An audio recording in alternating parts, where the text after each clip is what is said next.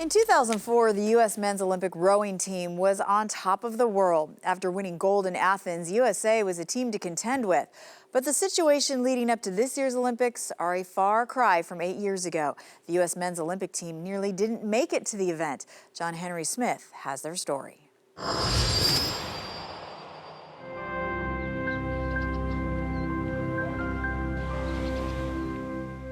Under a freshly risen sun, garnished by Northern California splendor, 9 men are already hard at work, preparing to row the U.S. to gold in the London Olympic Games.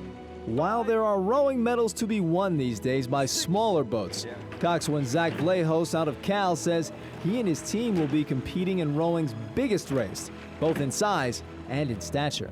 I think the men's 8 is bigger, if not the biggest event, or the priority event, I guess you'd call it. An American men's 8 team has competed in every Olympiad since 1912.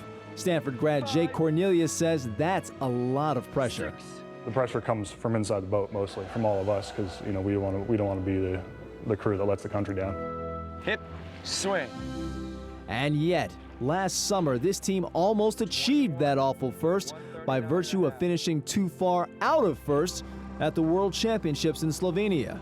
The unthinkable prospect of the men's 8 team missing the Olympics shook up U.S. rowing. When the 8 didn't qualify, I was frustrated with everybody, not just them. It's a team effort. There's only 2 guys in this year's boat who were in last year's boat, because after the result last year, we kind of blew everything up and started over from square one.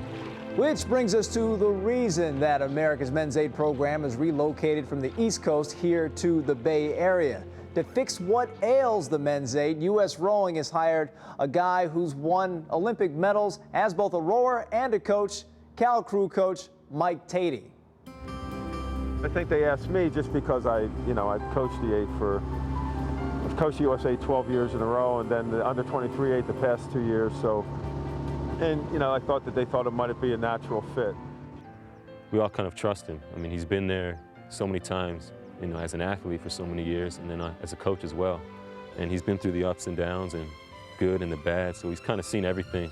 After taking 6 months to pick a mostly new team, Tatey prepared this new team to go to Switzerland to race against France and New Zealand. The winner would get the last open Olympic spot. There wasn't a feeling of, I've made the team, yes, this is great. It was, we've got to go win this race now. I don't think anyone thought that really they wouldn't qualify.